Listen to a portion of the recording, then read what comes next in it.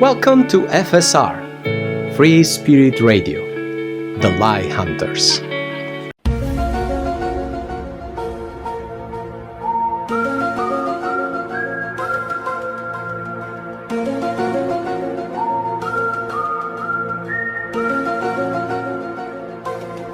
The Book of Ea, a spiritual odyssey beyond the visible. Before you dive into reading or listening to these selected chapters from the Initiation of Béatrice, I would like to share a few essential words with you. What you are about to discover is not just a story, nor entertainment to be consumed passively. These pages, these sounds, the trials lived by the characters, all of it offers a path of transformation.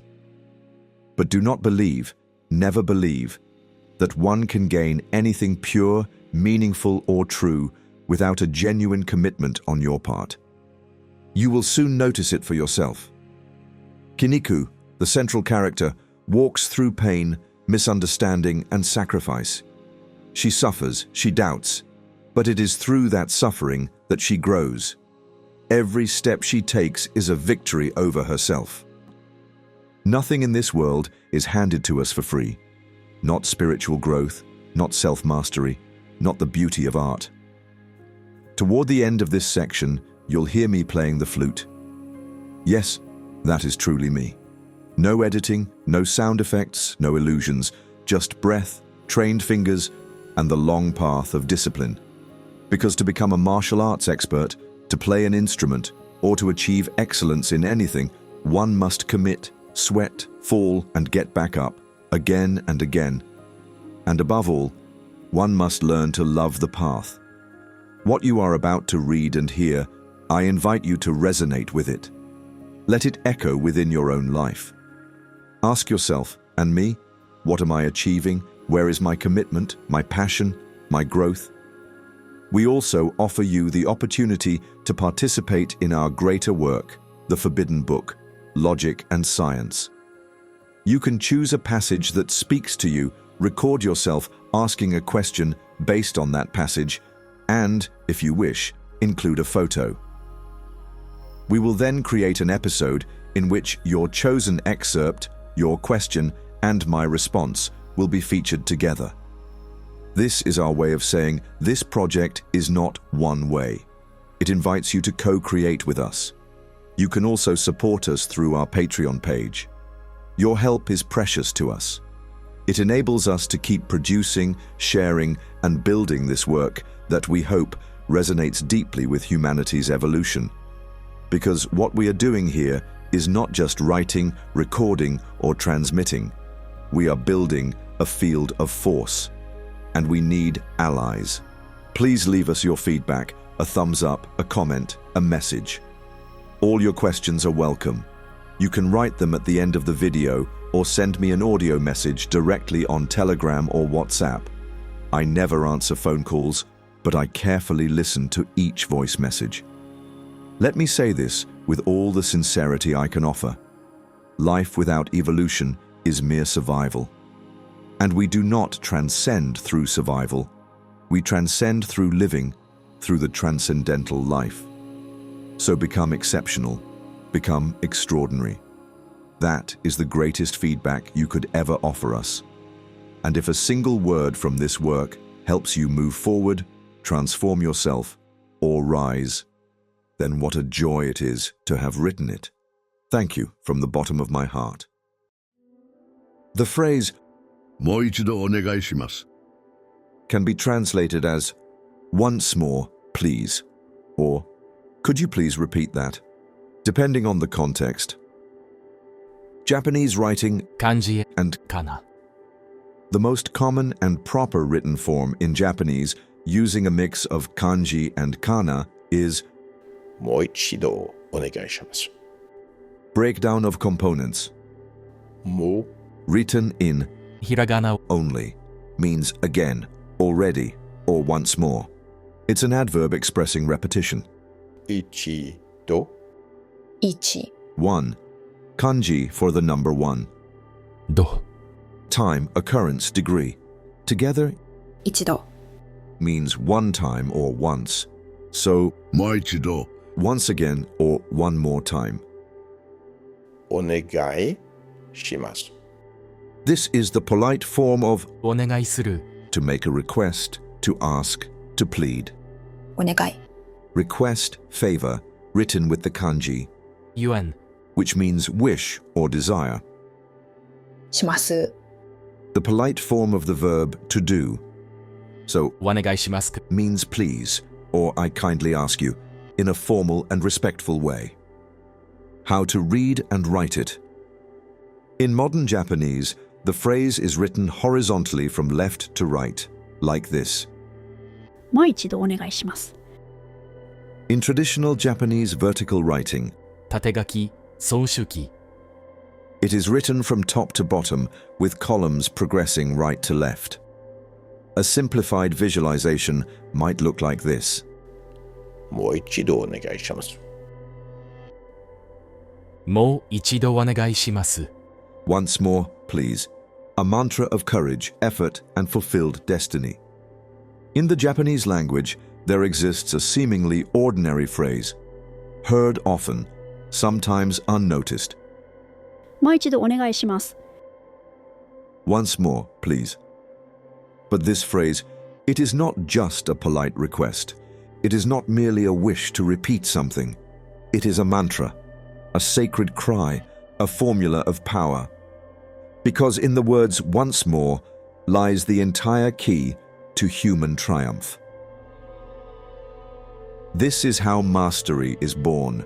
Legend tells of 船越義珍 one of the founding fathers of modern karate, who would secretly visit his teacher 糸須庵子 at night in Okinawa. At that time, practicing martial arts was forbidden. But for one who seeks truth, there are no prohibitions. There is only the fire of the heart. So, 船越 came, alone, carrying only a small oil lamp, and he trained in the courtyard beneath the balcony where his master stood. He would repeat カタス again and again, until he collapsed from exhaustion. His body trembled, his arms stiffened, his legs burned. But from above, the old master, stern and loving, would simply say, もう一度お願いします。もう一度お願いします。 and 船越 would begin again and again and again, until his body became the pure form of movement. And this is how a master is born. Because success is not an explosion. It is not luck. It is not a gift. Success is sacred repetition. Success is a seed that you water once more and once more and once more. Look at Ben Underwood, a blind child. But he didn't stop there. He independently developed a form of human echolocation by clicking his tongue like a bat and perceiving the echoes around him. He rode a bike, played basketball, and navigated the world without a cane, without a guide dog, without help. How? Because he repeated again and again. Because unknowingly he was saying, もう一度お願いします。 Look at artists, athletes, spiritual masters. All of them, without exception, have gone through pain. All of them have known doubt, exhaustion, loneliness, cold, fear, silence. But all of them said, once more, they refused to give up. And that is the only secret. Not talent, not luck, not lineage. Sacred repetition. So if you are reading this, if you're standing at the edge of discouragement, if you believe you're not fast enough, not strong enough, that others are better, that the world is too hard, stop, breathe, and say with me, もう一度お願いします。もう一度お願いします。もう一度お願いします。もう一度お願いします。もう一度お願いします もう一度お願いします。もう一度お願いします。 Once more, please. One more step, one more breath, one more try, one more prayer, and you will see. Life will open. Because the divine is watching you not in your moment of success, but in your persistence, もう一度お願いします。 is not just a Japanese phrase. It is the call of the warrior soul. It is the song of the builders of light. It is the secret code of the awakened ones. So never give up. Repeat, believe, rise. Fall, rise again, and repeat. もう一度お願いします。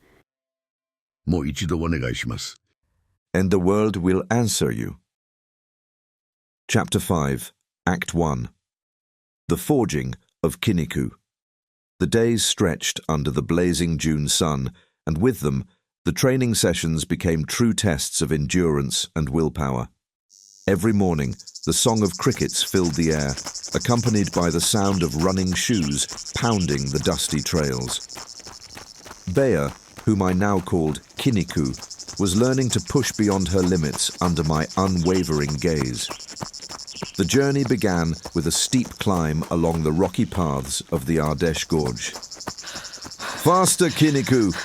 I called out in a calm yet unyielding voice as she struggled to keep pace with me. Sweat streamed down her face. Her breathing was labored, yet she kept going, the muscles in her legs burning as if each step was a punishment. When she faltered, I would stop abruptly in front of her. もう一度お願いします。 I said with a smile, my hands on my hips. Right, I know. もう一度お願いします。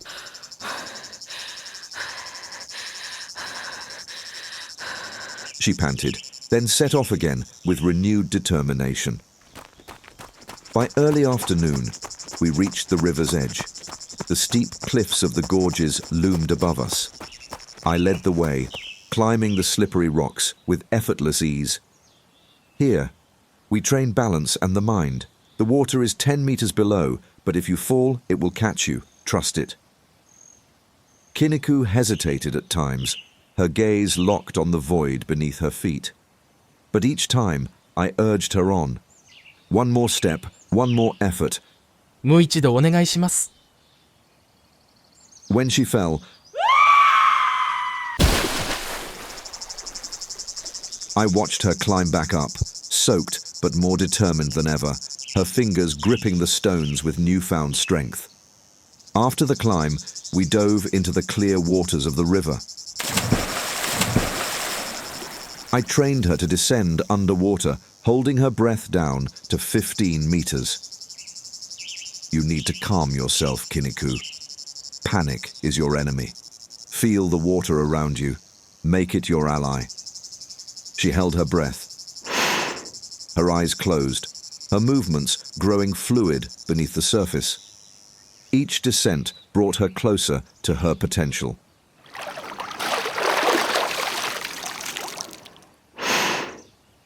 By late afternoon, we moved on to kata practice. Under the shade of the trees, I had her repeat each movement over and over.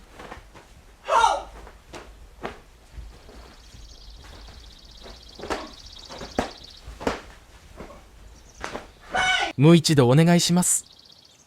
I repeated at every imperfection. Her kicks snapped through the air. Her movements became more precise and powerful, even as her body trembled with exhaustion.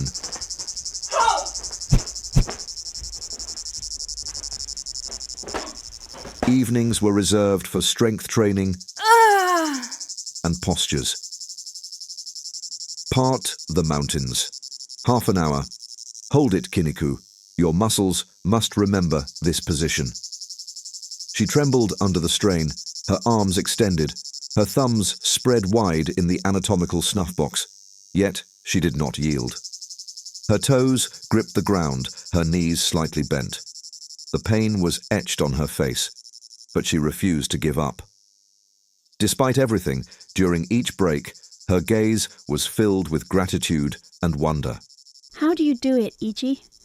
You never seem tired. You move like a tiger with a suppleness and power I still don't understand. I smiled, remaining silent, and encouraged her to continue. もう一度お願いします。 One last time, Kiniku. Just one more. Every day, I pushed her beyond what she thought was possible. And every evening she collapsed, exhausted yet radiant, feeling a profound transformation within herself. Chapter 5. Act 2. The Scribe and the Guild. Under the shimmering stars of the Ardèche sky, our evenings often stretched on after intense training sessions. Kiniku and I would sit near an improvised fire, our bodies aching but our minds alert. In this peaceful atmosphere, Pierre, a writer friend, would often join us. The sound of Pierre's footsteps in the damp grass always announced his arrival. He carried an old leather notebook and a quill, holding it as if it were a sacred relic. His curious gaze alternated between Kiniku, her taut muscles, and me, still and serene. You know, Igi, watching your training fascinates me. What you teach, this level of discipline, it's like a form of art, or rather, a symphony. So she murmured, returning to her place on the bank.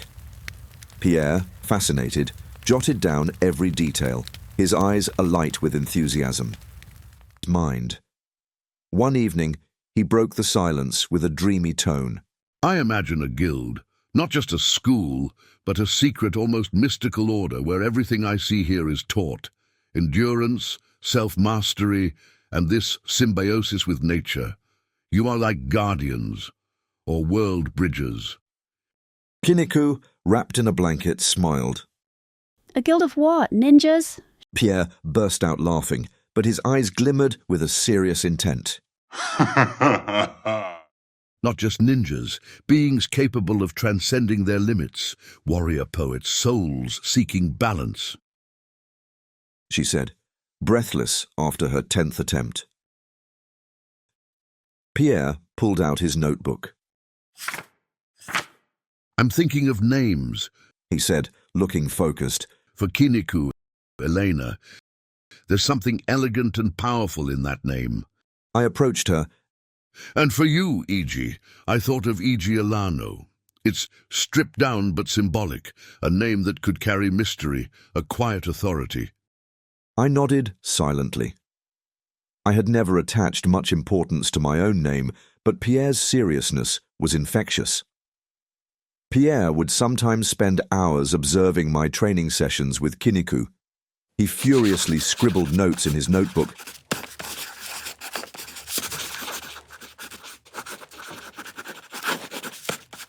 But at times, he would sit motionless, his gaze lost in the flow of a kata or the silent effort of a posture.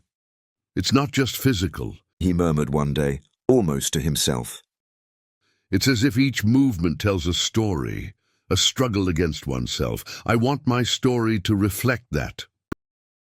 He spoke of hidden teachings, students rising to the rank of masters, and worlds where physical laws gave way to the force of will. One evening, after an especially grueling training session, Pierre asked a question that surprised me. Igi, do you believe everyone can reach this level of harmony you teach? I thought for a moment before answering. Everyone can approach this harmony, but it requires a choice. The choice to abandon certain illusions and embrace reality, and to sacrifice comfort for self-transcendence. Pierre smiled, satisfied with my answer. Then my guild will be a place for those who dare to make that choice.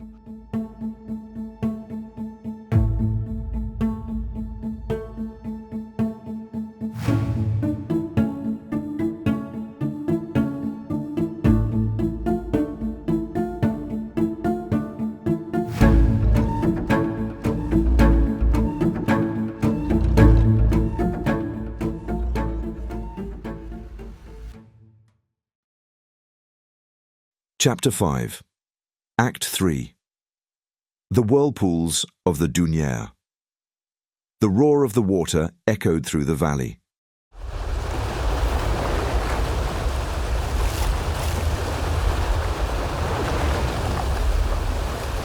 The Dunière River, swollen by recent rains, snaked forcefully between rocks, creating unpredictable whirlpools.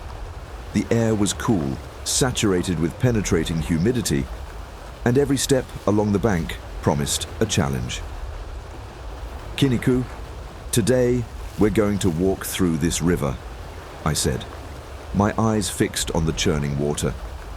Pierre, seated on a rock above, watched silently, his leather notebook open and ready to capture the moment in his writings.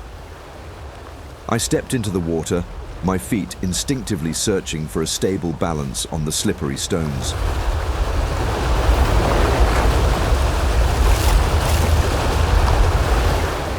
The current was strong, but I remained undeterred, every movement calculated and fluid.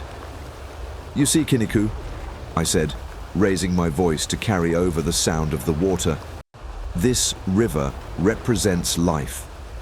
It's full of whirlpools and unpredictable currents trying to unbalance you. But if you stay centered, if you keep your mind steady, you'll cross without difficulty. I completed my crossing, reaching the other bank without a single misstep, and motioned for Kiniku to join me. Kiniku stepped forward with determination.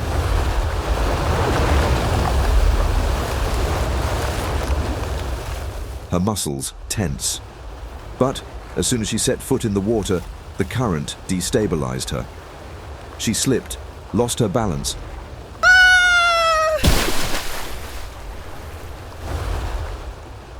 and was carried a few meters downstream before grabbing onto a submerged tree. Come back and try again, I called out calmly. もう一度お願いします。 She murmured, returning to her place on the bank. Pierre, fascinated, jotted down every detail, his eyes alight with enthusiasm.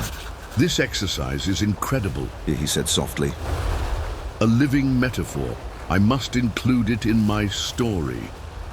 Despite multiple attempts, Kiniku was still carried away by the current, each time a little farther. But she always returned, her eyes filled with determination. I don't understand, Igi. She said, breathless after her 10th attempt. How do you stay so stable? I approached her and placed a hand on her shoulder. It's not a matter of strength, but of listening. Feel the current, don't fight it, adapt to it.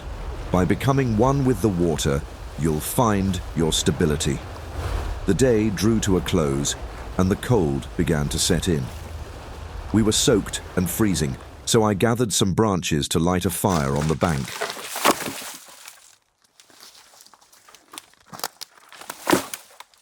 The flames danced, casting shifting shadows on the surrounding rocks.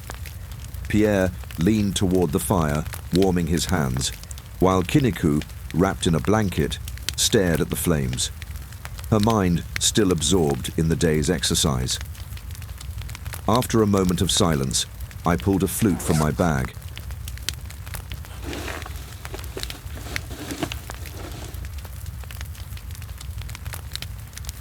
Its melodic sound filled the air, blending with the crackling of the fire and the murmuring of the river. The tune was both soft and powerful, conveying the day's emotions through its notes. Kiniku closed her eyes, letting the music soothe her aching muscles and restless mind.